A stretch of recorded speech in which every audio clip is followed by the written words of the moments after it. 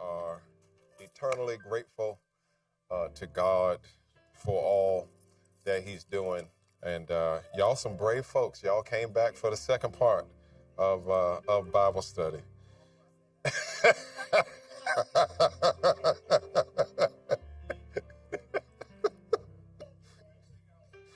Y'all ain't studying me. I got it. All right. All right. So we started off in last week talking about biblical principles of stewardship. And tonight we're going to continue to work our way through that. I seem to have a problem with writing Bible studies longer than I can do in one night. So I think we made it through long-term giving. Okay. And yeah, so I think we defined stewardship, and we talked about stewardship in the scriptures, and we talked about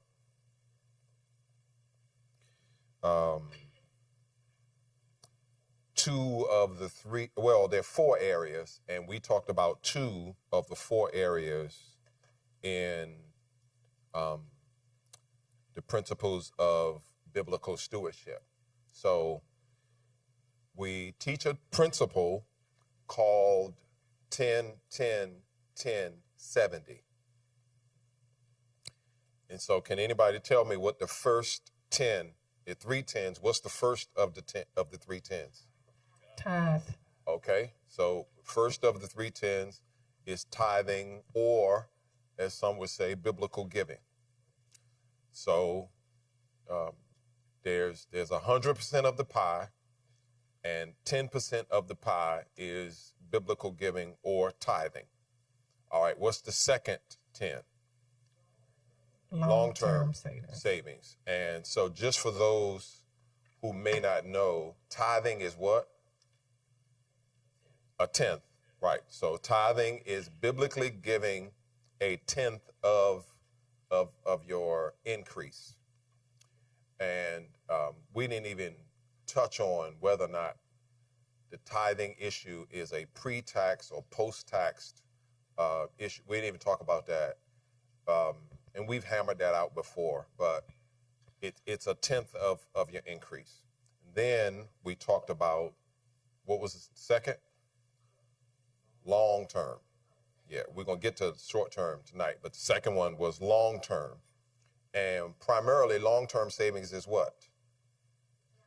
Retirement and investments, right? This is, am I using long-term savings in my everyday life? No. Long-term savings is for when I'm getting toward, I'm leaving work at whatever age I am, right? And I know that there have been people who I've seen, my next door neighbor, if he's not 80, he's in his 80s, and get him go to work every day. He always said, I'm not retiring, ever. You just get him go to work every day. And I know that there are folks now who are well past retirement age who just say, I'm going to keep working. And there's nothing wrong with that. But long-term savings is for the person who's saying, this is for when I quit working. And I don't want to be stressed out when I quit working because there's nothing there for me. So in the church, we used to sing some old songs of I'm sending up my timber every day. And those brothers would be singing, if I can't take anything to heaven with me, but I can send it there ahead of me. That was the concept of the song anyway. So this idea that we're having with long-term savings is when I get to retirement, there's going to be something waiting for me at retirement, right? I'm not going to be at retirement and have to drive a busted car. I'm going to drive whatever I want, even in my retirement. I'm not going to be in retirement and my quality of life go way down. if I plan for it now, right? I'm not going to be in retirement. I worked all my life, and then I'm going to get to the end of my life, and I got to eat tuna fish out the can. I'm eating potted meat because we didn't prepare. You get what I'm saying? So I'm shopping at the dollar store for groceries because I need to make my money stretch as far as it can. Now, I don't want to be in that position, right? So that's what our long-term savings is about. I want y'all to grab a microphone, and if nothing else, if you would just share with me one principle that I picked that you picked up last week, or that we covered that was helpful for you. And I'm going to look online to see. Danita, can you let me know what those who might be online have to say about Yes. a principle that really helped? Yes. You were saying something, Danita? No, Okay. I'm looking on Facebook and Okay. YouTube. Nobody in here moved. That.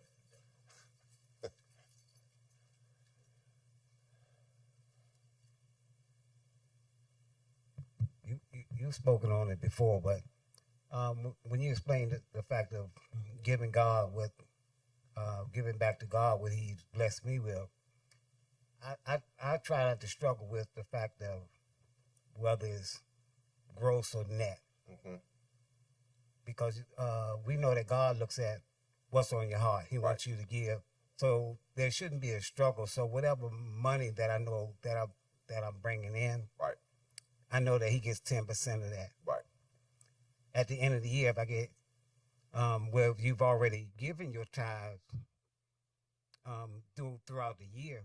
Now, if I get income, money back on my taxes, I'm not going to struggle with, well, I've already given it to Him. I'm going to bless Him like He's blessed me. Yeah. Good. Good. Anybody else? This nothing. I'm not making you do it, but if there was just something that really resonated with you from last week's lesson, yes. I guess what resonated with me is having me to go back and talk to my financial advisor of what I might want to do for my children and grandchildren. I had to reevaluate that because I didn't work 40-some years to give my money away so they can squander it. Right. And Right. Right. I'm serious. Oh yeah. You know what I mean? Yeah. So if I'm dead and gone, I might want to put it in a trust. Yeah. You know what I mean? So they can spend it wisely. Yeah. And not all at one time. Because if I don't put it in a trust and I just put it in the hands, because I've done that already, Mm-hmm. and they went through $50,000 in less than a year. Mm-hmm. You know what I mean? So I'd rather put it in a trust so they can have something for the future. Right. Than to spend it all at one time, because I can give it to them at one time, and they can go up live and have a great time and Yeah. blow it all in one Oh day. yeah. Yep. You know what I mean? So I had to go back and reconsider that. Took you 20 years to earn it, and it took them 20 minutes to spend it. To spend it, exactly. Pastor, Yes. I think one of the things for me is as far as the inheritance, like for your children. And I Yes. think someone did mention last week that some of these things, some people did not get. So some of our parents did not instill some of the principles as far as the 20, the 10, the 30. So we kind of just was figuring it out. And so just having this type of teaching and knowing that our younger generation, that we can like break some of the generational curses, Right. we can now move forward to say, okay, I don't have to be broke. And Right. and being broke is not a rite of passage for the Black family. Right. Right. Yeah. Okay. Dr. Dana. You said something last week about the tithe, like you owe God something. Mm-hmm. God had told me a couple of years ago. He said you pay your tithe like a bill. Mm-hmm. And when he said that to me, I was like, well, what's wrong with that? But I've since learned that we need to not so much be so rigid about the 10, but if he's telling us to do something, Right. then we need to be open and not closed to, he might want you to put $20 extra or $25 extra. Right. So we don't be so rigid that, you know, we pay it like Pepco or Right. Visa Yeah. or however. But we need to allow the Spirit of God to speak to us. Yes. And that's how we need to pay our tithe. Yeah. Yeah. Amen. Thank y'all for sharing with us. I do think that your attitude towards handling your money is going to directly affect how you handle giving. If I don't handle my money well, then it's going to be a struggle to give, because I can't give what I mismanage. I just thought about this. One of my cousins, he's passed since then, but my cousin shared a testimony of how when he got paid, he would go buy all of his drinking for the week. So he went to the liquor store one time and he bought everything he was going to drink all week. Well, he finally kicked the habit of drinking, and without telling anyone in his family, he would every Friday take his drinking money and put it in a jar that he hid in the basement. And he kept track of when he first started adding money to that jar. A year later, on the anniversary of him quitting drinking, he sat on the floor, opened the jar, and started counting his money. And within a few minutes of counting all the money that was in that jar, he started to weep uncontrollably, because he had no idea that he was spending that much money to drink.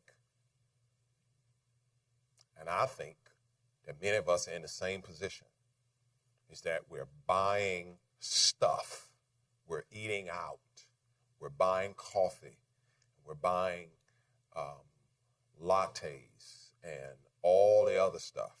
I thank God I only know what coffee tastes like. I don't know what a cappuccino tastes like. I don't know what a frappuccino tastes like. I don't know what a mocha, I don't know what none of that stuff tastes like. And thank God, because when I look at what people are spending $40 to $50 a week on beverages, you know, the people saying, oh, I get this in the morning, that's $6. I get this in the evening, that's $8. And it's like, on drinks, we're not even talking about hard liquor, but you going into a Starbucks or a Dunkin' Donuts or whatever, and you spending that much money on something to drink, right? Every one of us know somebody, if it ain't us, that there's a package being delivered multiple times a week. You know some people like that? Yeah. Yeah, I know. I don't know. I ain't saying who it is. I'm just saying we know some people, right? We know some people that have packages just, you know, if your house like mine is just, it's the FedEx dude one day, it's the UPS dude one day, it's the, you know, it's everybody ringing that doorbell to go, I got a package for you, and I'm going to leave it here at your door. So, and if I'm doing that, then maybe it's the mismanagement of my stewardship and the mismanagement of my resources that really hinder me when it comes time for me to give to God. God, I can't give you the money because I gave it to Amazon. Can't give you no money because I gave it to Target. I can't give you no money because I already gave it to Walmart. Can't give you no money because I gave it to the Adidas store. I can't give you no money because I gave it to Nike. Right? I can't give you no money because I've already done. It's that eBay got your money. Yeah. So if you give God his off before you start doing all of that. All right. So we made it through the first 10th. We made it through the second 10th. The first 10th is tithe. Second 10th is long-term savings. And we're going to jump down now to short-term savings. And all of this is under principles of biblical stewardship. So short-term savings is a part of your giving, a part of your stewardship. Now, here's where the tithe isn't yours. It doesn't belong to you. You give that to God off the top. Your long-term savings is yours, but it really isn't for you now. So you're doing what with that? You're sending it into your future. You're saying in 30 years, 20 years, 10 years, I need something to be waiting for me, right? It's now 2025, right? I'm going to retire in 10 years. So in 2035, I need something to be waiting for me. If you 30 years away from that, you're saying it's 2025, but in 2055, I need to have some money sitting there waiting for me, and I'm now sending that money into the future. So I've seen people make huge mistakes because their 401k says, you got $75,000 in here. And they're going, I hit a hard time. I need my money.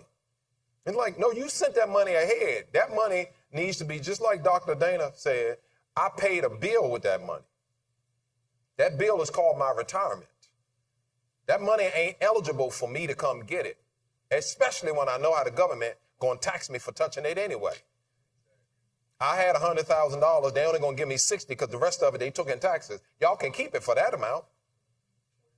If you're going to take that, no, keep my money. Never mind. I'm not going, and how many people you know who have touched their retirement with the lie that they're going to pay it back, and then it never got paid back? You got to come to a mic. I know some guys at work, and they made a mistake. You got to talk into the Please mic. speak in the They mic. made a mistake, and they had about $100,000 saved up, but they didn't realize that they had to pay the tax on it. And when they rolled it over, instead of them rolling it over in an IRA, they just told the people to send it to them. Right. And they taxed it 20%. Oh, yeah. And then he had to come back to work because he realized he didn't have enough money. Right. We also have a comment. Okay. Sister Marcia said, we have become entitled people and only concerned about today's gratification. Yeah. That's a powerful lesson. So I'll jump on that. One of the first lessons I remember, my daughters were a little harder to teach money. I tried to teach them money, but Frankey really let me talk to him about money. And the concept of delayed gratification was one he got really early.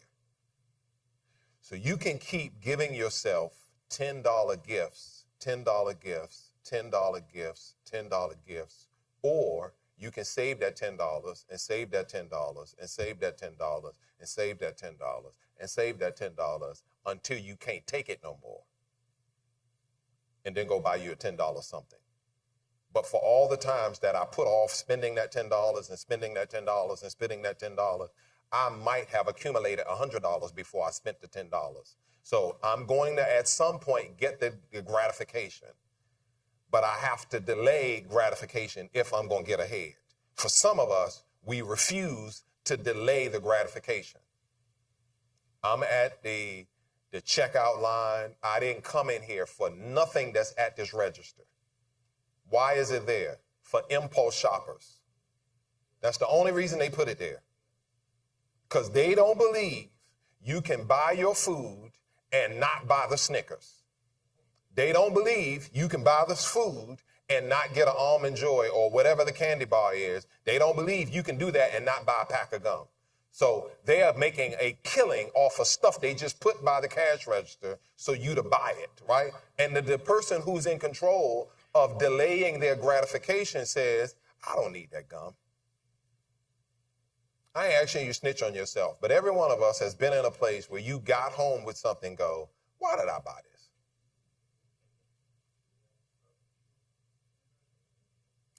It was an impulse buy. I bought this at the last minute, and oftentimes we don't have the discipline to say, I'm going to take it back. So it just sits there. And I didn't have no purpose when I bought it. And now it's just some of my money sitting around in a bag, in a box in the bottom of the closet, balled up in the corner with no use for it. And it's just like, I know that's my money. But I don't think of it as $15 that I gave to Marshalls that I don't need. Or I was in Ross and I didn't really need this. I got a blouse that really looked like that. Right? Huh? Can I talk about men? You feeling attacked? we're going to talk about short-term savings. Short-term savings is 10% still of my income. So what we've talked about so far is 10% to tithes, 10% to long-term savings, and still another 10% to long-term savings. That leaves us how much? 70%. So we're going to get to this in a second, but I still need, after the first 10% and the second 10%, I still need a third 10% going to savings. What's the purpose of knowing that it's going to rain and you don't have an umbrella? That don't make sense. Is there anybody here that drives a car that don't have a donut in the trunk? At least a spare tire. Why? Because at some point, my tire may lose air. And it would not make sense for me to be driving this car and to be somewhere with a flat tire and not have another tire to put on the vehicle so that I can get the flat tire fixed. If I can have enough sense, and the car manufacturer has enough sense to say, we're going to give you a spare tire, why would I be riding through life and I don't have any cushion? Why would I be riding through life like one of the kids ain't going to come, Mom, I got to pay for this at school?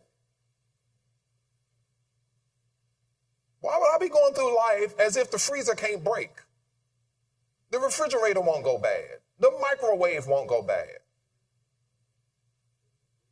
I remember the last time ours went bad. I put something in the microwave and it made some weird noise and I turned around and it's like, yeah, it don't look like it's supposed to be doing all that. And that was the end of it. And it was like, okay, unplug it. Go to Walmart, get another one, bring it home, plug it up, and we're gone. But you know what I'm saying? It ain't like, oh my God. It's always something. Well, if you planned for something, when something come up, it ain't no big deal because I planned for something. Yeah, it's just like, you know, and here it is. I really should be in a place of, I don't know what's going to happen, but because I'm ready, it's just like, yeah. So stuff is going to happen, right? You saw something and it was on sale and it was really good, and you've been delaying your gratification, and all of a sudden you look up and there is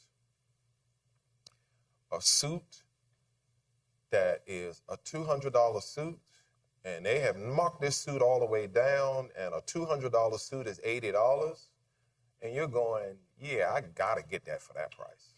I wasn't planning to buy a suit this month, but at the rate that they mark that suit down, I'm getting it. That's what my savings is for.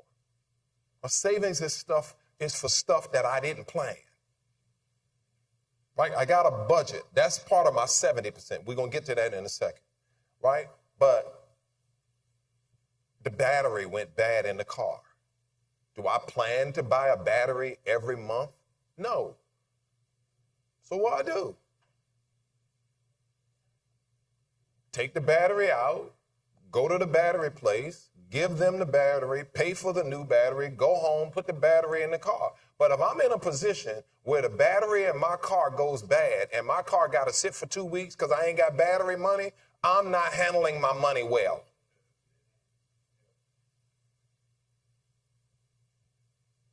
I don't know when the battery's going to go bad, but I know at some point, if I drive long enough, what's going to happen? The battery's going to go bad. The alternator's going to go bad. The starter's going to go bad. The tires are going to go bald. The front end is going to be pulling to the left when you driving. You got a tug on the steering wheel the whole time you driving, because if you let it go, you already in somebody else's lane.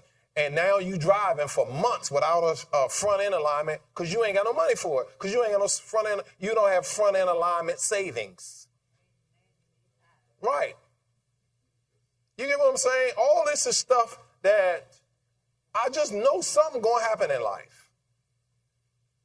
So short-term savings, and I will tell you this, I'm going to look at some scripture in a second, but you will never set short-term savings if you have a problem getting bank statements that say you got some money. If they send you a statement and it say you got $2,500 and you got, it's time to go to Ocean City, you ain't gonna never have no money. You got to be at a place where you okay with seeing, I got a couple $1,000s sitting in the bank. It's okay to say, I got $3,500, $5,500, $10,000. If that bothers you, if you are one of these people that the more efficient you become, the more your savings begins to stack, that bothers you now, where you like a little 5-year-old, let's see what we can spend this on. Then you put yourself right back in a position of something goes wrong and the money that I had sitting aside in case something comes up, I had it. But now it's hanging in my closet. Now it's just another pair of shoes under the bed. Right? So I think all of that stuff has to be parts that we're looking at. All right, let's look at Proverbs chapter 6.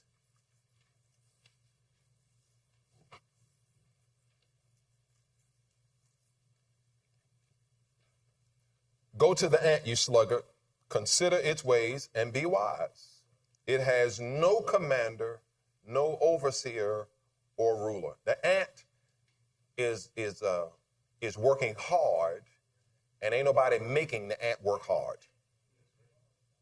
You ever stood there and just look at the ant? Them ants on the ground like they just marching all over the place. I watched the ant one time with a potato chip, and it's like that ant don't look big enough to move that piece of potato chip as big as that potato chip was. And that ant was just moving that potato chip, dragging it to its hole, right? Let's go to verse 7. Oh, that was verse 8. Yeah. Yet, no, you're fine. Yet it stores its provisions in summer and gathers its food at harvest.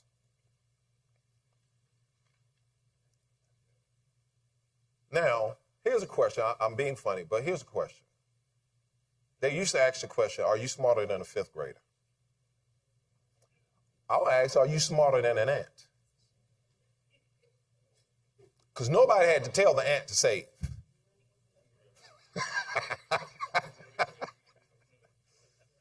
Is an ant smarter than you? Does the ant have enough sense to go out in the summer, drag food to its hole, because one day it's going to be cold and I'm going to be sitting back all winter with food stored up for the winter? Does the ant know how to save, but I don't?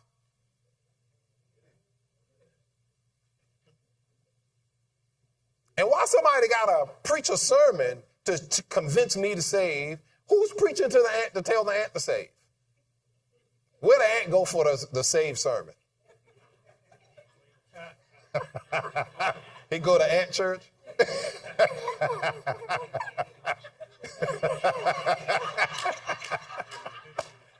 They said the ant go to Antioch.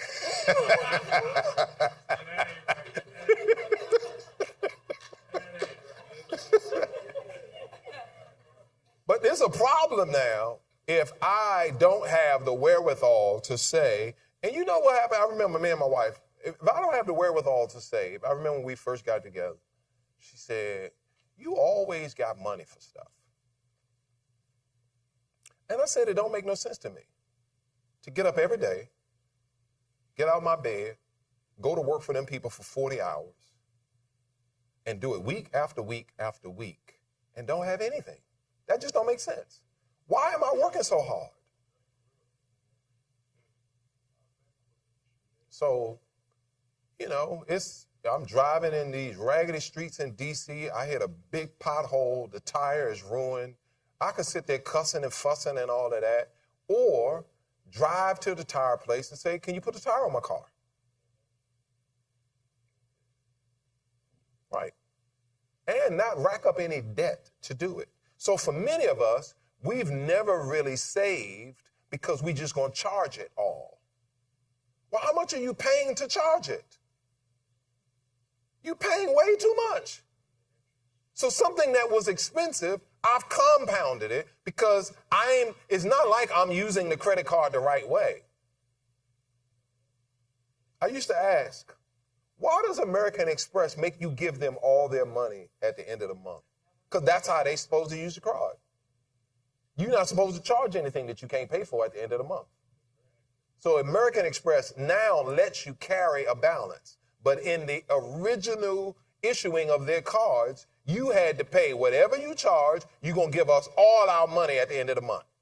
When the bill come, pay it down to zero. And for everybody that's got credit cards, that's how you use your card. You charge what you're going to pay. Yeah. You're not making no interest off of me. I'm going to use your card. But I'm not paying you a dime. I don't care what the interest rate is, because you're never going to get that off of me. Whatever the bill comes, the bill is $800, you're going to get your $800.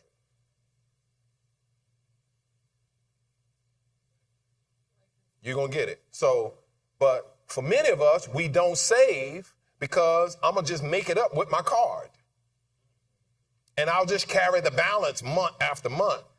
And then wonder why I can't save when I got 3 or 4 people that I'm making the minimum payments. You owe them $5,000. They telling you send $50. Then when you look at the bill, $48 went towards interest, and we put, so now you owe us $5,998. Yeah, $4,998. We dropped it by $2,000. You want to send us $50 again next week? Yeah, I'm gonna send you $50. I'm going to send Circuit City $50. I'm going to send Tom McCann $50. And after a while, you know what you do? You ain't knocking down your budget at all. Because you're charging up all this stuff every month. Yeah. Yes. Yeah, and it reminds me when me and my wife went to buy furniture and stuff, they would tell us that, well, you have 12 months to pay for it. Right. So we would wait until that 12 months come and pay the whole balance Yeah. off. Because I'm not giving you no I'm interest. not giving you a dime of interest. I give you a dime. I'm doing everything I can to avoid the interest the best that I possibly can. So your short-term savings is for those things that are not in your budget that will come up, though. Every one of us, I don't care who you are, you're not exempt. There's going to be stuff that comes up that you didn't know. If you drive in D.C., amen, you're going to get a piece of mail every once in a while to say, we caught you. You were driving too fast on Branch Avenue. Send us our money. Capitol Heights will get you too. Everywhere in Maryland is doing it too. We done got you. We got a trap for you, right? You were driving too fast in Capitol Heights. You didn't know that the thing was hiding behind that tree, and you went past the tree a little bit too fast. Send me my money, right? So before you know it now, because I can't get them people their money, now they looking for my car. He's a member of our church, and he worked putting boots on cars. So they just ride around with the thing, and they just take a picture of your tags, and they go bling, blong, bling. They're like, okay, that he owes money. Okay, they pull over, and now you come outside, and your car got shoes. You didn't want shoes on your car, but they put them on there, and now you ain't got but a couple of days to get them their money, or they gonna move your car, and now you got to pay them for towing it, you got to pay them for storage, right, all this stuff. And had I had some savings, might I do what? Just get them people their money. About 5 years ago, I had a little red car I bought, and I forgot that it had temporary tags, because DC don't give you paper tags no more. So they give you the hard tags, but they're temporary. And they're 45 days. I forgot to renew the tags after I passed inspection. So I come outside, and my little car gone. And I'm thinking, I know ain't nobody stole that car. Don't nobody want that car. So I called, and they said, yeah, we impounded your car. And I called somebody like, hey, can you take me over to get my car? I wasn't planning for that. But whatever it was, here go your money, give me my car. But savings said, did I want this to happen? No. Am I going to have a heart attack because it happened? No. Here go your little money. Here go your funky $50. Give me my car. Bro, Raymond. Yeah, Pastor, I don't know if you remember, but one night was in small group, and you challenged us about saving and put so much money aside. Mm-hmm. And I'm grateful for that because the next year, Internal Revenue Service hit us, and I had the money that I could pay the taxes. Yeah. And my wife said, "Oh, you got money?" Yeah. So I said, "Yeah, I got money," because the Reverend Grayton told us about how to save. Right. Yeah. Yeah. Yeah. I promise you this, there's nothing better than realizing that you got to pay something that you wasn't expecting to pay, but there's no pressure around how am I going to pay for this?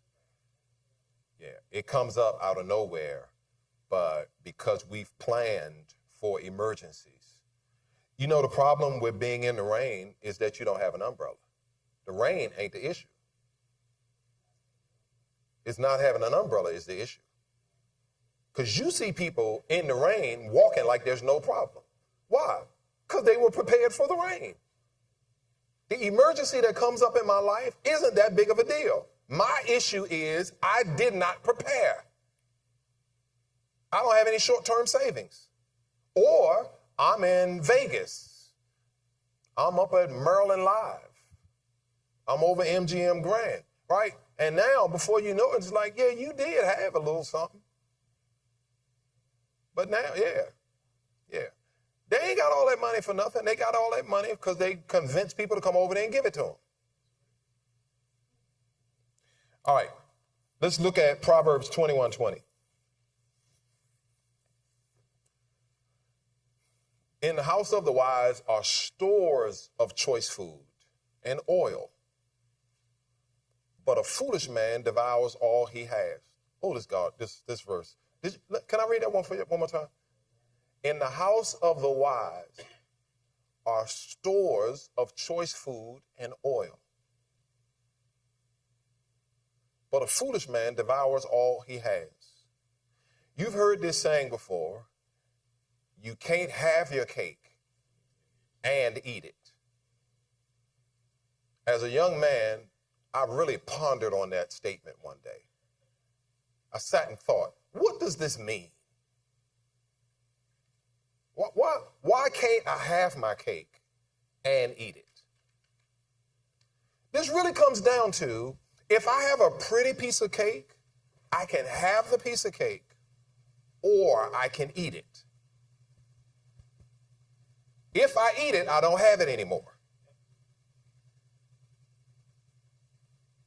So I can look at it and admire it for what it is, or I can eat it.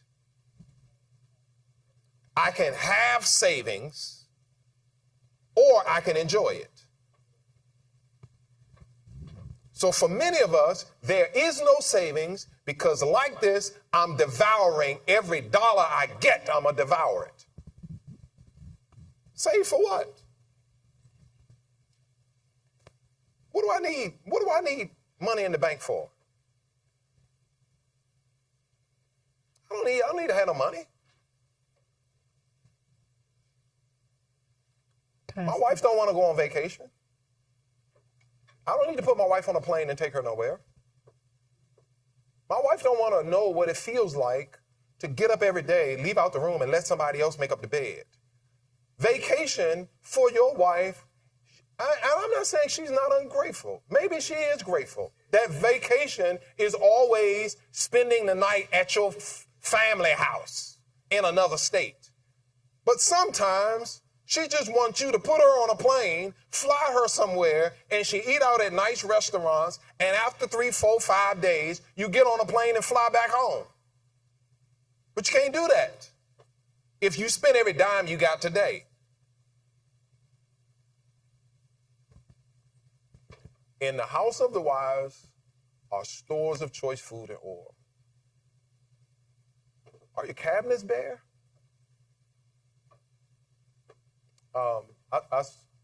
They don't know I'm talking about them. They live in Florida anyway. But my cousin, Abe and Vash, Adrian's parents, they used to live in Lewisdale.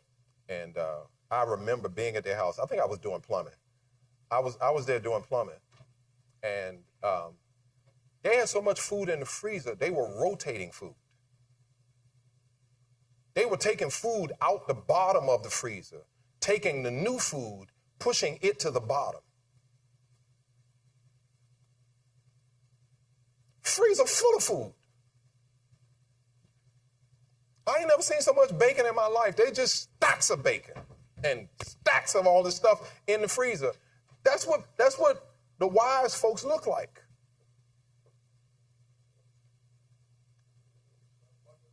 Yeah. Pastor, we have a question. Okay. On YouTube. It says, if you have enough money in your savings, should you pay off all your debt? Yes. I would definitely say at some point, the goal is to eliminate debt from your life.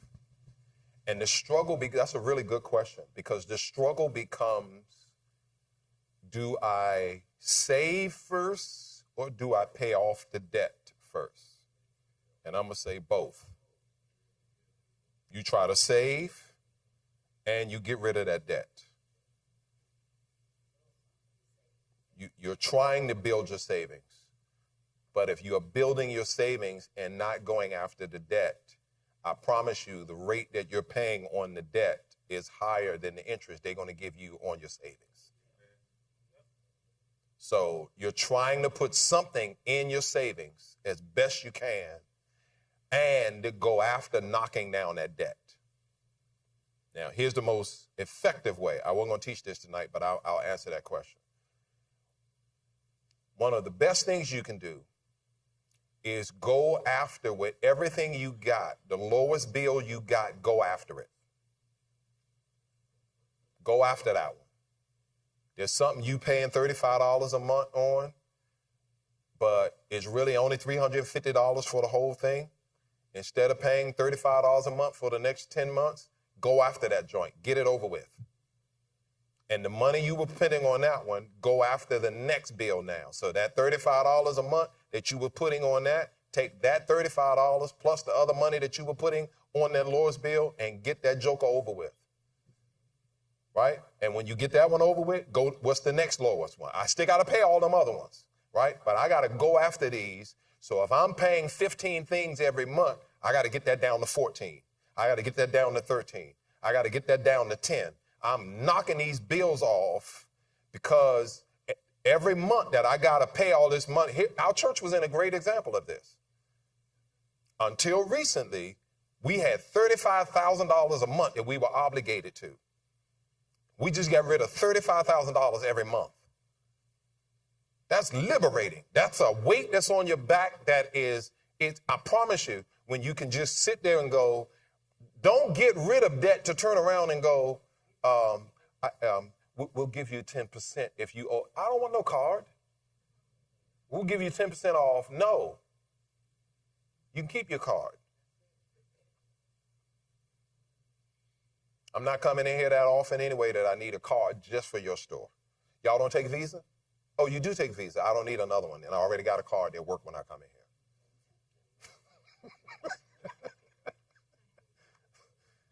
here. You can keep your card. You know, and I don't want another one. So, but here's the thing for you. So the choice food and the oil, that's good.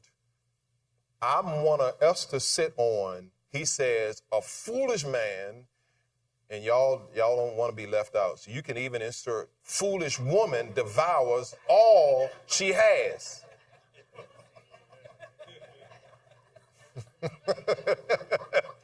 A foolish man devours all he has. It's a fool to say, you know what? I worked all week long. I worked all month long on my job. Them people paid me $5,000 and I don't have a dime to show for it. I got a good government job.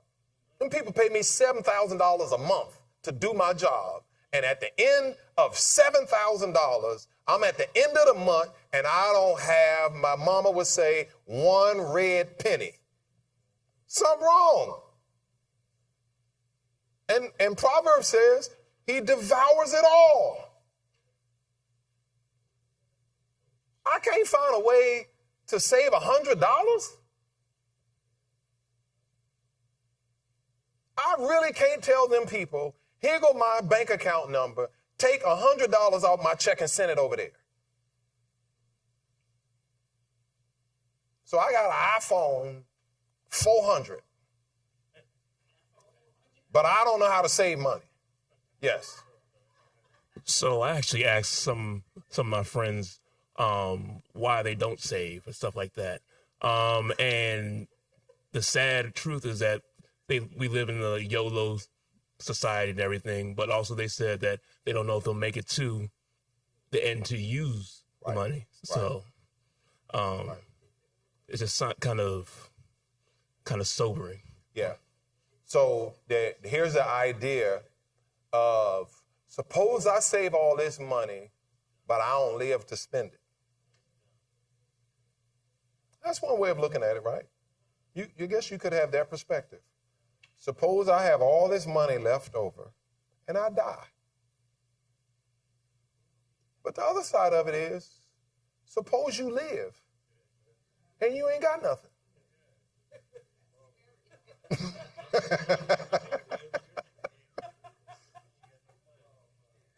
Are you really going to be 65 saying, you remember we went to Cancun? Remember we went to Vegas? Remember we went to the Bahamas? What that going to do for you when you're struggling in your 60s? Right? So if I'm having a ball now and I'm in my 60s, I'm in my 50s struggling, am I still going to appreciate all the haircuts I paid for, all the nail money I spent, all the massages I paid for, all the weed I smoked up? Because it's my money. I can do what I want to. Right? But if I'm at the end of my life going, well, I only live once, and I lived. But my life ain't over with now. Right? So now, I can't afford anything.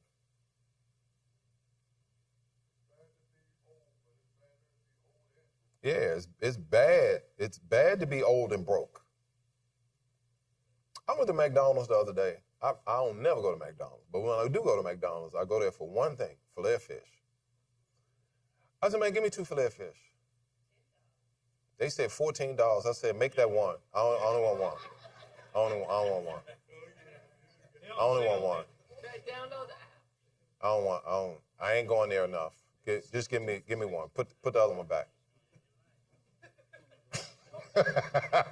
I thought it was lit. Y'all would do it like 2 for $5, 2 for $6, something like that. Like, never mind. I don't want 2 of them. Because it ain't nothing but tissue paper anyway. You take a bite of it, it's gone. Yeah,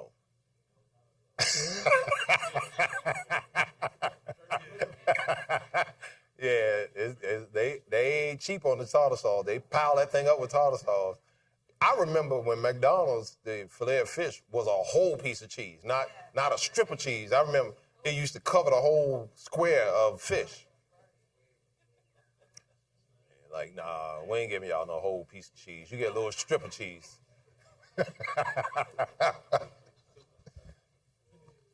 So, yes.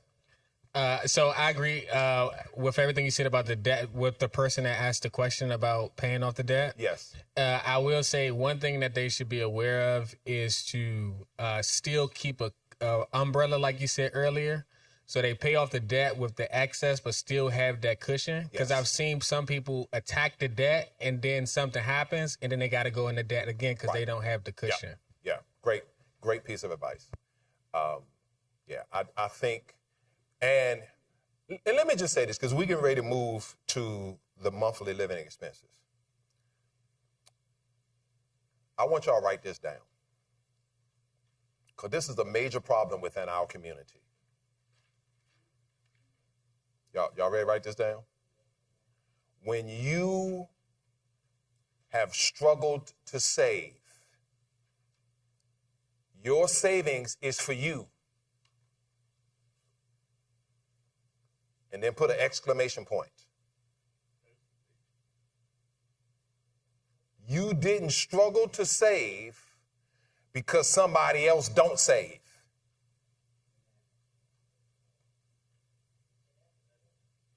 Because they'll find out what Teresa be saving for me. You're not coming begging me for money because I saved and you don't. You don't save, you ain't got no money. My savings ain't we got some money. I got some money. You ain't got nothing. Right?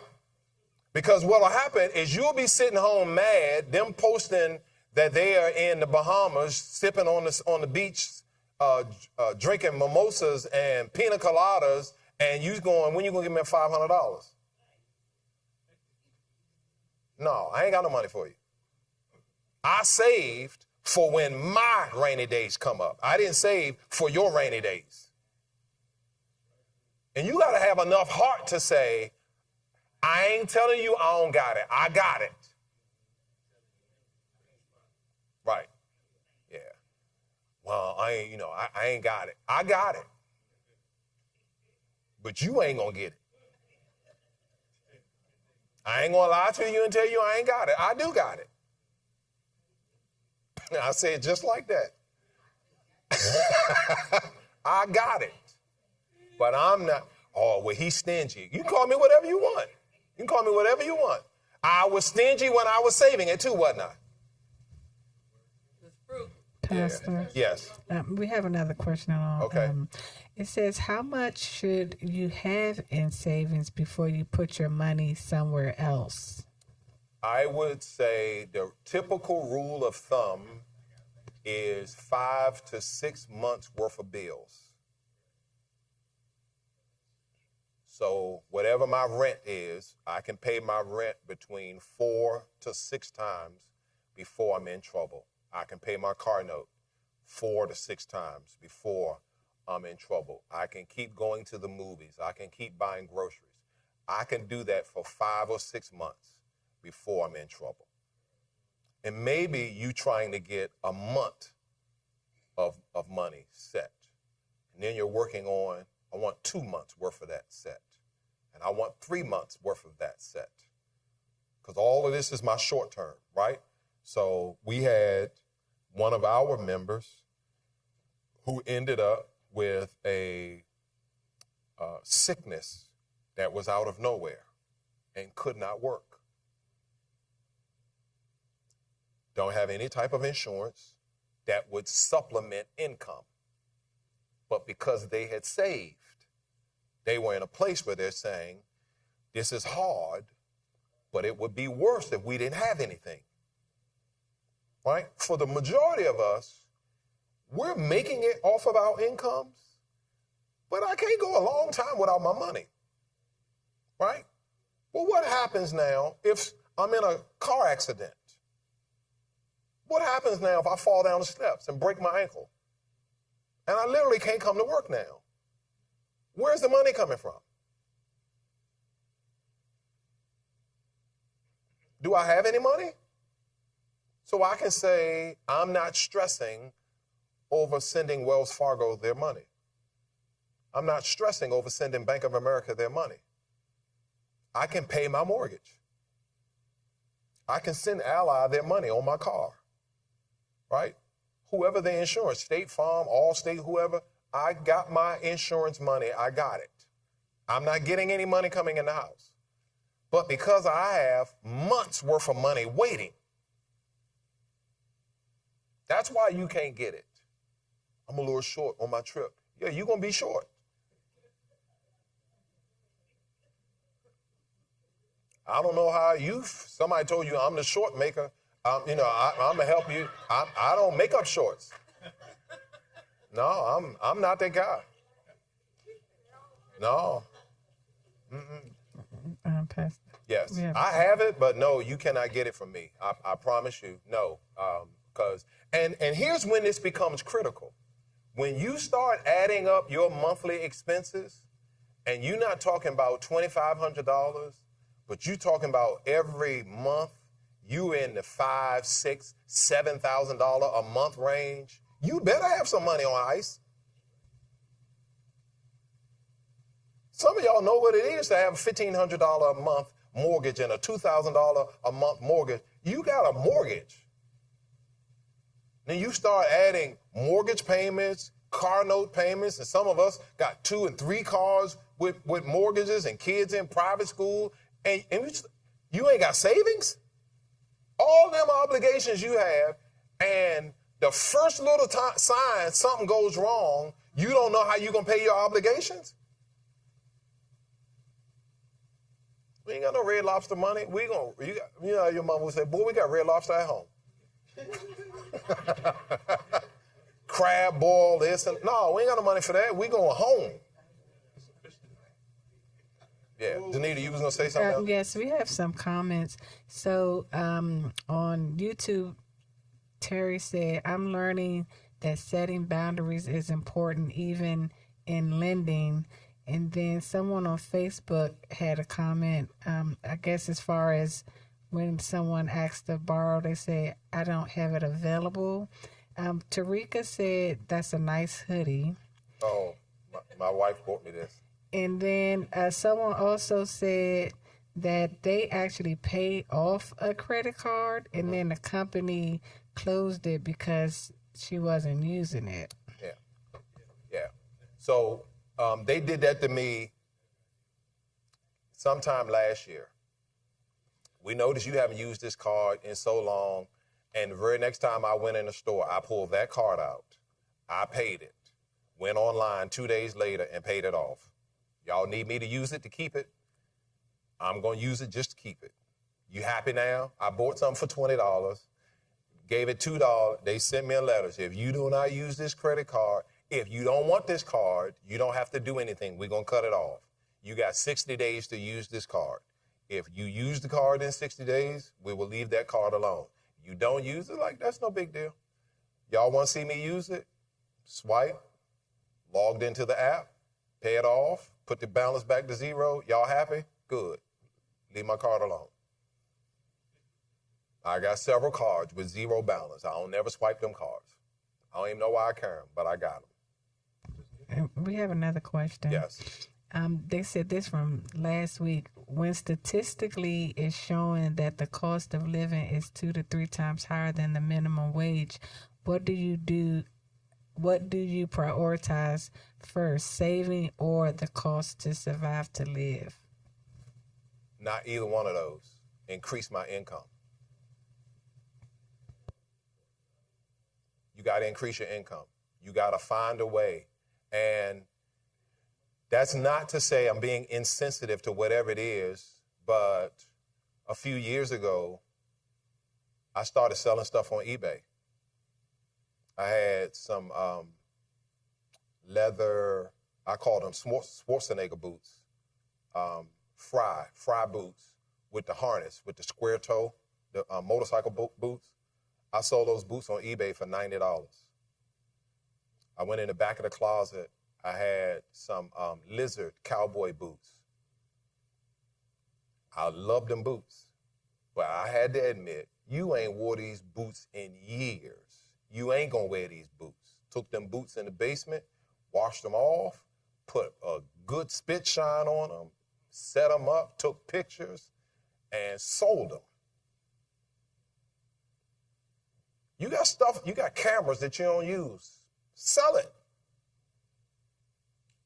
This stuff in your house is just sitting around. Your trash is somebody else's treasure. Sell that stuff.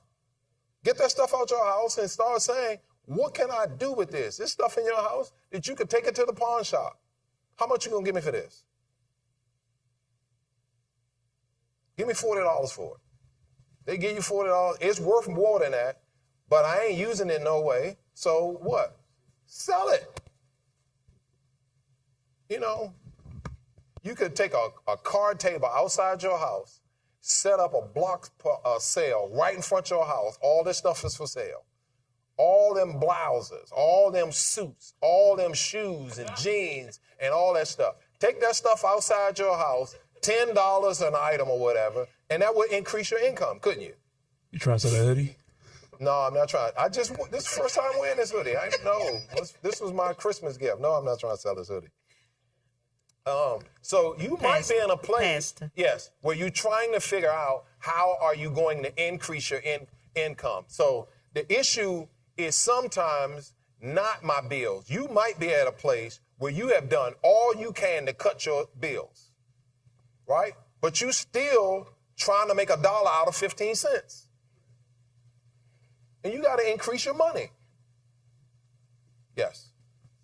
Yeah, and to that end, with increasing money, I watch this show I follow this company called Salary Transparency, and they go around asking people how much they make, what they do, and how much they make. Some of those people make a lot of money, and they have gotten to where they are by taking free classes online. And they'll tell you, go to this website, they have free classes, or classes are minimum. So if you increase your education, Right. your skill set, Right. and then you can make more money. Yes. But some of us just want to sit back and not do anything. But I think that's another thing. Yeah. Increase your skill set so that you can make more money. Right. So that's great commentary. So you may be at a place where you have some physical limitations that prevent you from doing it. But if ain't nothing wrong with you, you got to hustle. You got to go get you a part-time job. And then say, all the part-time job money is to get me out of debt. This $400 from the part-time job is all bills. I'm not getting my nails done. I'm not going to the movies. I'm not going to KFC. I'm not having no fun. I'm not spending all this time away from my family after working an 8-hour job, turn around, go work 4 hours somewhere else so I can have fun with it. This is to get me out of trouble. Years ago, me and my wife were in trouble. We were in financial trouble. And I said to her, if it ain't food and it ain't paying bills, we're on a spending freeze. Don't buy drawers, socks, none of it. Don't buy none of that. And we went about 6 to 8 months on paying bills. And I remember coming in the house and handing her 4 $100 bills. She said, what is this? I said, we're out of debt. And because you work with me, I want you to go have some fun. Here, just go do whatever you want with this. But we got in grind mode. You got to grind sometimes. And we are just like, I know I'm going to have fun. Grind. All right. We have another question. Okay. It's blowing up. In terms of tithing, when is it unforeseeable to you, is it okay to set a smaller amount in order to be in line with the word? There is a passage of scripture of which I should know, but I do not know, that says if you set aside something that should be to God, when you do bring it, you have to add 20% to it. So let's say your tithes was 100, but you said, I got something else I need to do. It's not like I'm still not going to bring it, but I'm going to do something else before I bring it. This is in the Bible. What you're saying is, God, I know I should have bought you $100, but because I didn't bring you the $100, when I do bring you the $100, I'm going to bring you 120. So I could use my tithe for something else. Number one, that doesn't mean I don't still have the obligation to bring the tithe, but I have to add something on it. I have to add something on it too. So I'm going to Google that while I'm still talking. But let's jump to the long-term, the monthly expenses. So if I'm down now, so this may mean in my monthly expenses, if I got 30% of every dime that comes in the house, 3 cents out of every dime is already gone to tithe, to long-term expenses and short-term expenses, that means I must learn how to live off of 7 pennies out of every dime. The problem is I'm now trying to live off of every penny out the dime. So the reason that I can't live off of 7 cents out of a dime is because I put too much of the dime towards my own expenses. Is that making sense? Now, here's a very critical number for you to pay attention to. Every percent that I can drive that 70% down gives me more money to give towards my savings, my long-term savings, or my giving. So if I find a way to take my 70% down to 65%, that means now I got 5 extra percent to do what? Whatever I want. I can send it to long-term savings. I can send it to short-term savings. I can send it to God. The people in this society who are doing the best are the people who have found a way to live off the least amount of their money. The problem that we make is every time I get a raise, my lifestyle gets a raise.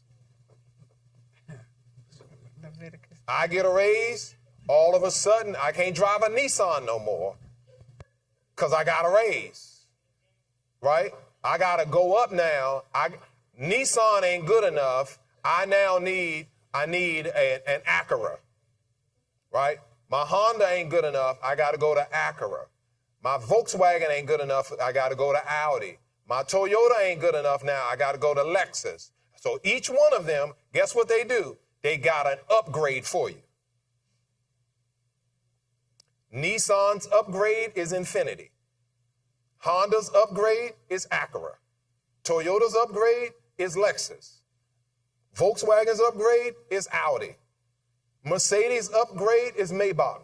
All of them got an upgrade. You don't want to be common like the rest of them people driving lower. You don't want no Honda. Here, get an Acura. Pastor. Yes. Is the verse in Leviticus 27? What does it say? It says, I can't read. Whoever will redeem any of their tithe must add 1/5 of the value to it. Yes, that's it. And you said it was Leviticus what? Leviticus 27, verse 31. Leviticus 27:31. So if you use the tithe for something else, when you do bring it, you got to add 20% on top of it. So you can do that. That's what's in Leviticus. You want to do something else with it? So it's not like, well, I prayed. I told God I couldn't tithe this month. I had something else I needed to do with his tithe. Go ahead and do what you need to do. When you bring it, bring all of it, though. And add, put 1/5 on top of it. I think it's to discourage us from using the tithe for something else. Like, nah, I'm going to go ahead and give you your 100. I ain't giving you 120. Here, go on. I'll find a way to do that other thing. Right, here go your 100.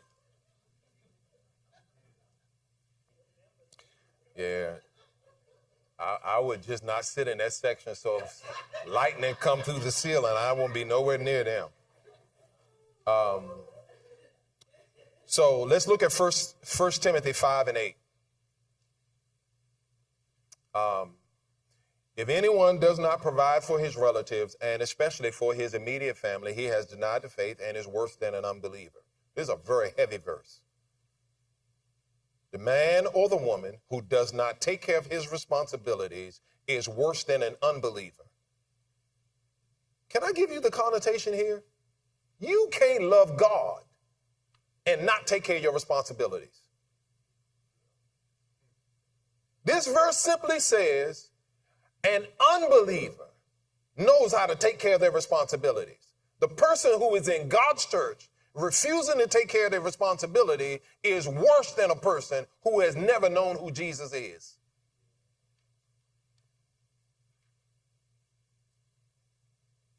How How you not paying your mortgage?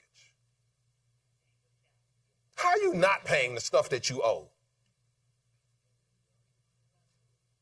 I understand stuff happens. You get what I'm saying? I understand that you got downsized and your position was cut. You were the last hired, first fired. Okay, I get that.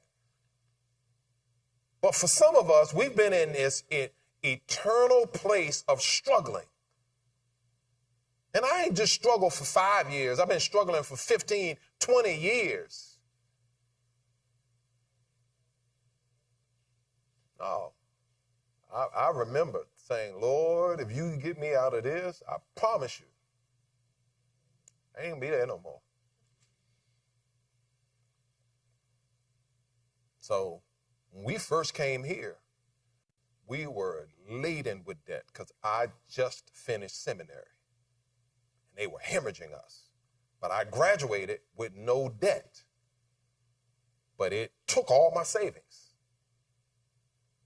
So we were literally living paycheck to paycheck. But it ain't take me long to get out the hole. Because the same thing I told y'all, what's the lowest one? You got to go. So I'd go somewhere, and they'd give me some money, and bill. I ain't having fun with that. Bill.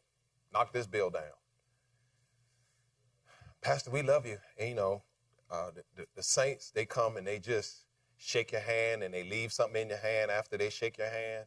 And I don't care what it is. It's going straight to take care of some of this debt I got. We came here in 2020, about 2021, late 2021, 2022, that debt was gone.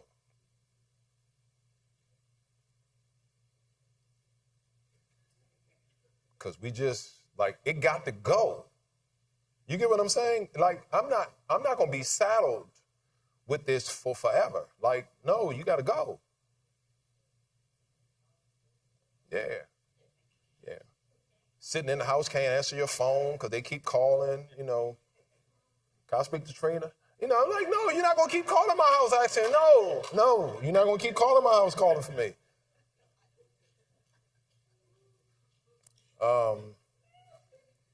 So let's look at Proverbs 30. Proverbs 38. Keep falsehood and lies far from me. Give me neither property, neither poverty nor riches, but give me only my daily bread. This verse really is talking about, I think this is where Jesus prays, Lord, give us this day our daily bread. Keep falsehood and lies far from me. This is a person who is dependent upon God for their sustenance. You know.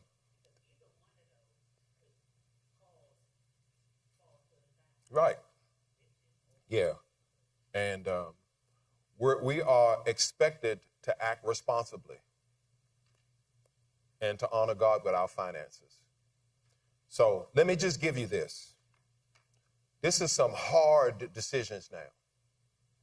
So if you really want to take this, you're going to go back now over the last couple of months and you're going to say, how much do I pay Verizon? Let me write that down. How much do I spend at groceries? Let me write that down. How much do I spend on this? How much do I spend on that? And then you're going to take, what's my income? So for simple math, we're going to say, I get $1,000 a month. I'm going to multiply that $1,000 times 70%. That's what I'm supposed to live off of. So you might be in a case where you're saying, my car note is too much. I'm going to downgrade my car. Because the reason that I'm struggling is I got a $900 a month car note, and I need to go find me something where I can drive for $400 a month. So take your $900 a month car back. I'm going to trade that in, and you give me the value, and I need a car that's either paid for or a car that's only $400 a month, because that's going to help me live within my 70%. That's making sense? You might need to call the cable company and go, what's the bare minimum package you got? What's basic cable cost? I got 200 channels. When I only look at 10, I don't need them other 80, 90, 150 channels. Cut them channels off. Get my bill down so that I can live within my expenses. Right? The family's going, we going to the crab boil for TT's birthday. I ain't going with you. I ain't got crab boil money. That don't fit in my that takes me out of my 70%. You get what I'm saying? I can't go with y'all.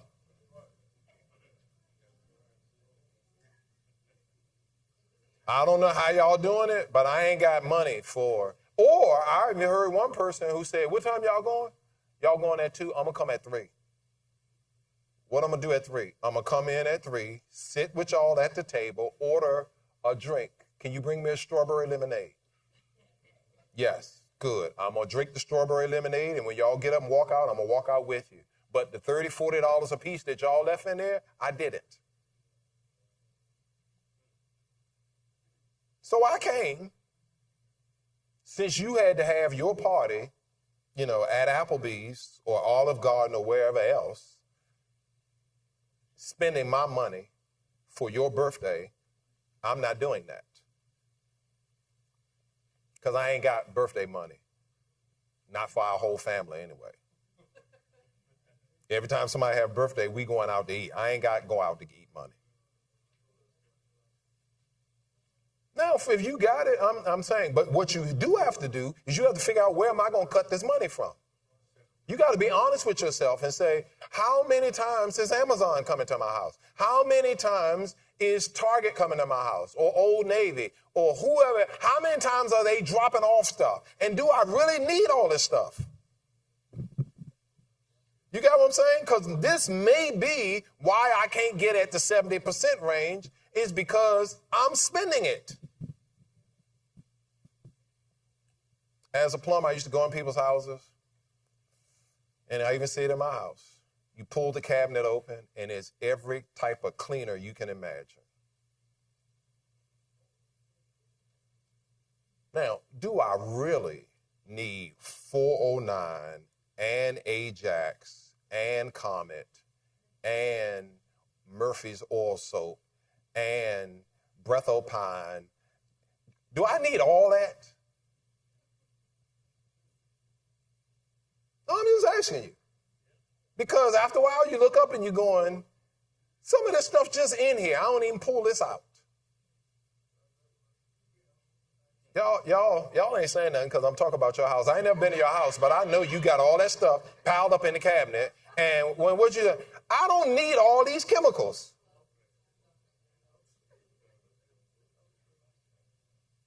I don't need all this stuff. And why I'm not going to the dollar store to buy it anyway? You get what I'm saying? Maybe I could just go in the dollar store and buy Awesome or whatever else they call it in there, and say, yeah. So,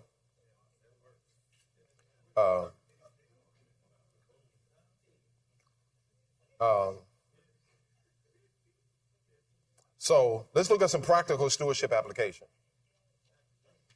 Develop a personal budget and a system of accountability concerning stewardship. You know what you ought to do? You got to have somebody to check on you. Girl, last month you told me you was going to do better. Did you?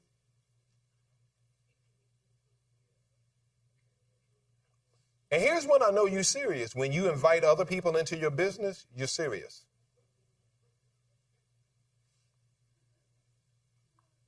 But when you buying stuff and hiding it in your trunk for a week and for 2 months and 3 months and hiding it in the closet down the hall and in the laundry closet behind this and all of that, then you bring it out and they going, so that's new? I been had this. And you dumb, like you don't know. Man, that's new. I ain't never seen that before.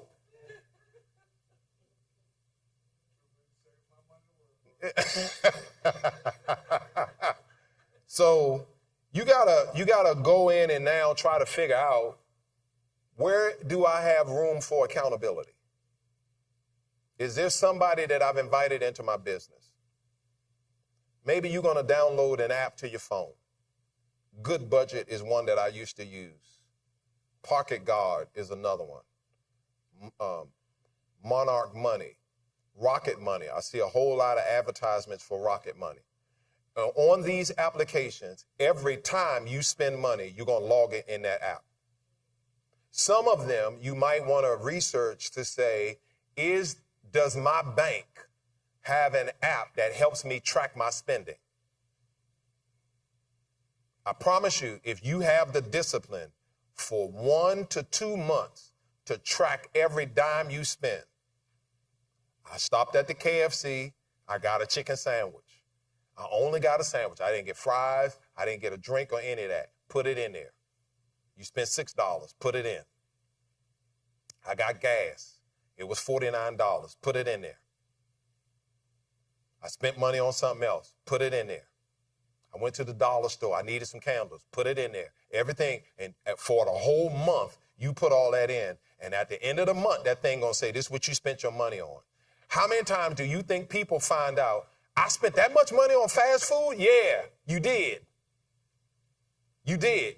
You just didn't realize you were spending that much money on fast food. And then it goes, I need to back up off this fast food stuff. Yeah, Chick-fil-A don't need that much of your money.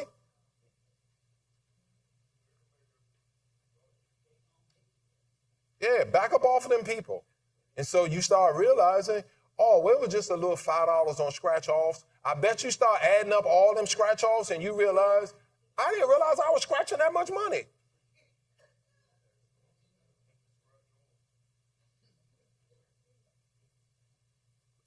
If you start tracking where your money is, I promise you, it will be an eye-opener that you realize, I didn't know that I was spending this much money in this area. Teresa?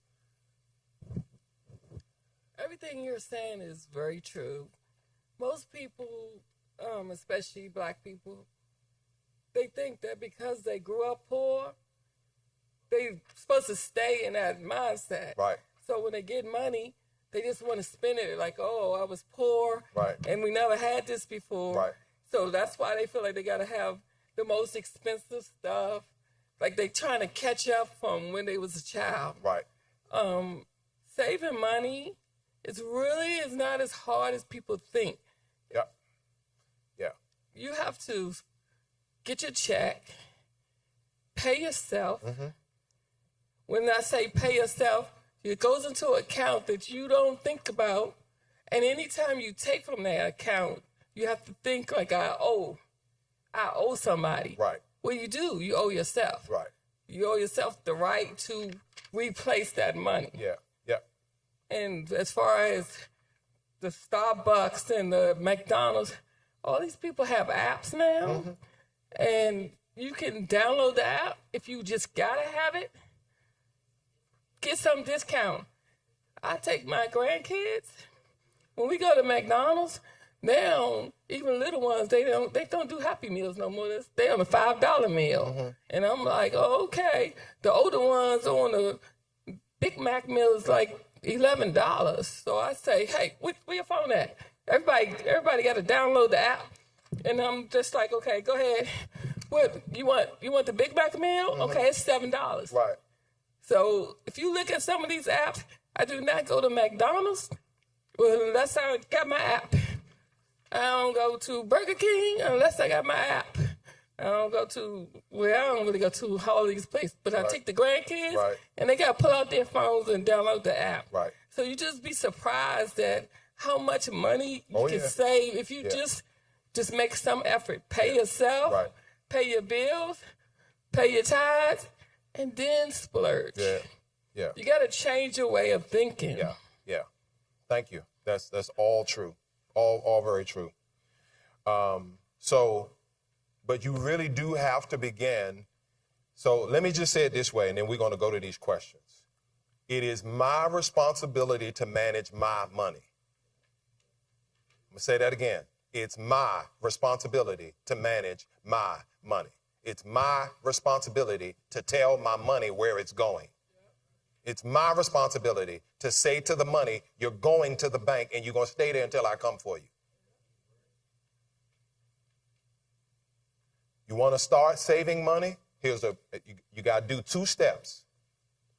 You got to go open an account in a bank that you do not have access to.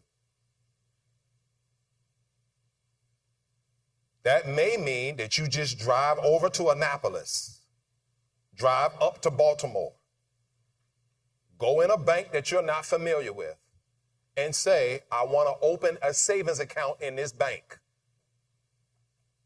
Put the money in the bank. When they ask you, do you want an ATM card on this account? No, I do not want an ATM card on this account. What's the chances I'm driving all the way to Annapolis? Slim. But now I'm telling telling my employer, every time I get paid, take money out my check and send it to the bank in Annapolis. And they will do it. Most employers will let you do that up to 4 accounts. And every time I get paid, money automatically goes over to the savings account. And if I leave that money alone for 2 to 3 years, I will look up and go, it was $100, and in 1 year I did $1,200, and in 2 years I did $2,400, in 3 years I did $3,600, and when something breaks now, I call the bank in Annapolis and say, send me $400.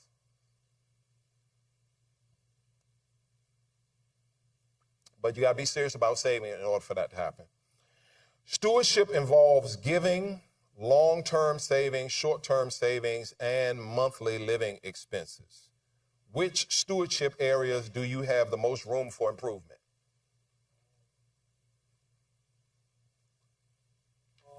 All. But you gotta start thinking of where is the area that I'm struggling the most. For some of us, it's my expenses are out of whack. I'm going to roofs, Chris, when I ain't got no business going to roofs, Chris.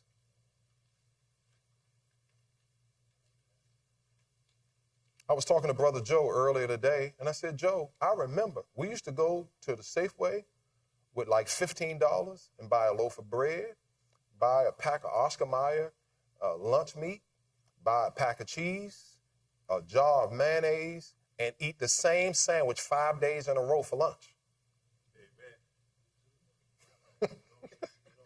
We were struggling. Eat the same sandwich. The same, that's all I got money for. I ain't got no money for nothing else. Burger King where? I ain't got no money for no Burger King.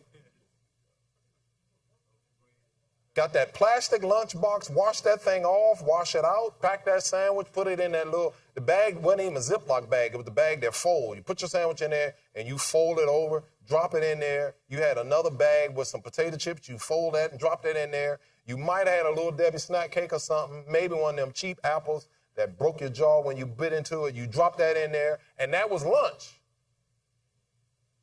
Now we got all this money, and every day we got to go out for lunch. It's like we're being ridiculous. I ain't got money for all that. So, but you may say, I'm struggling in this other area, right?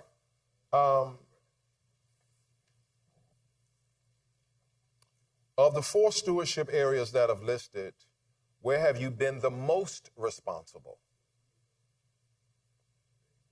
Where have you been the most responsible?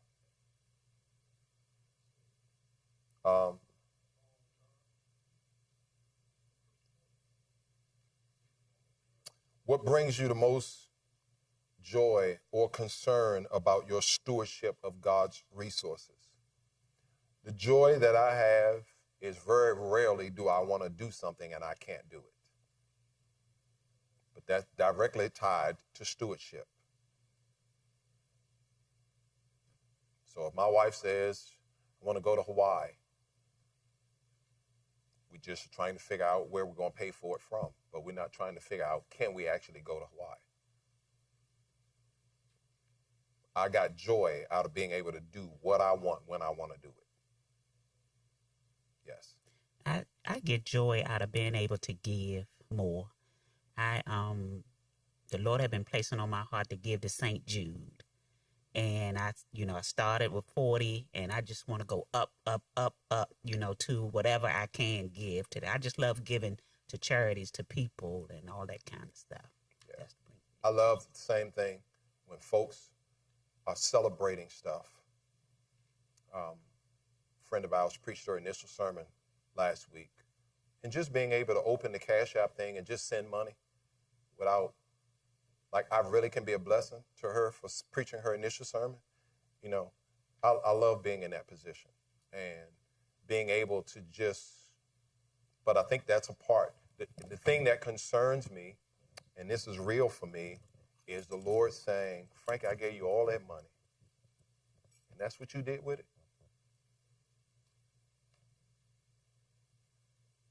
All you could figure out was how to have fun.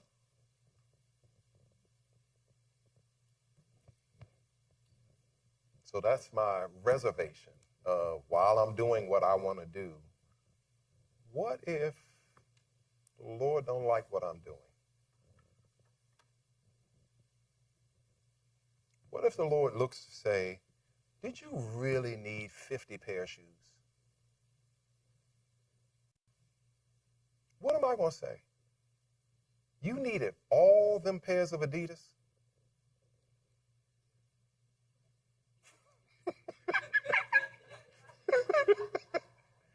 You get what I'm saying? And so that is the part that concerns me, where it's like, yeah.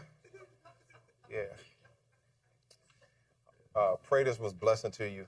I wasn't fussing at y'all tonight, right? Y'all said I was fussing last week. I wasn't.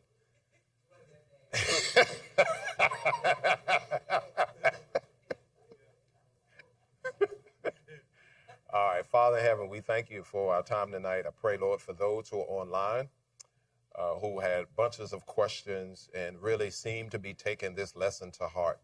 I pray, oh God, that you would help us to do better. Lord, that we would find ways within ourselves to lower that 70%. Maybe it's down to 65% or even 60% of all that you give us do we actually use to live off. And that we're not just beholden to 10% of giving, but we can push that to 11% or 12% or even 13%. That we are just not only giving to your church, but giving to charities like United Negro College Fund, maybe our favorite alma mater, maybe it's a Negro Black college and university. So God, I pray your blessing over your people and help us, oh God, to live lives of conviction when it comes to our stewardship. We bless you and we honor you and we give your name the glory. The grace of the Lord Jesus, the love of God, and the sweet communion of his Spirit be with you all. In Jesus' name, amen.